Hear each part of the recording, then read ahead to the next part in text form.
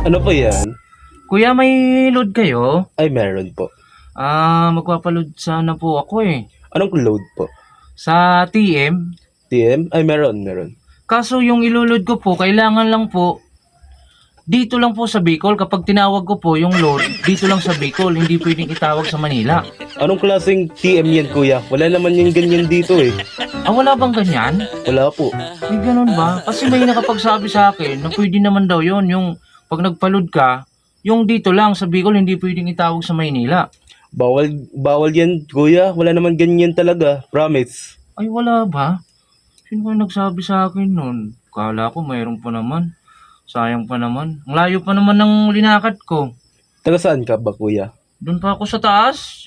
Bali, 3 bundok pa yung binabaan ko. Makapunta lang ako dito. Grabe naman, kuya. Oo.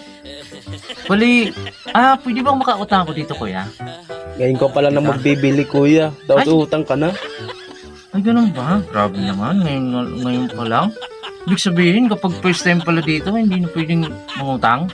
Di kita kilala, kuya. Ngayon ka pa lang dito. Ay, ganun. Paano kaya to? Siguro sa iba na lang siguro ako. Mayroon pa kaya dito iba? Meron ba ako? Mayroon pang iba dito na ganito? Na sari-sari store? Meron ba ako, kuya? Hanap ka na lang. Mayroon? Hindi ba ako pwedeng umangutang talaga? Bawal, kuya. Ay, ganon. Sige. Balik na lang ako. Bukas, baka mayroon na ha.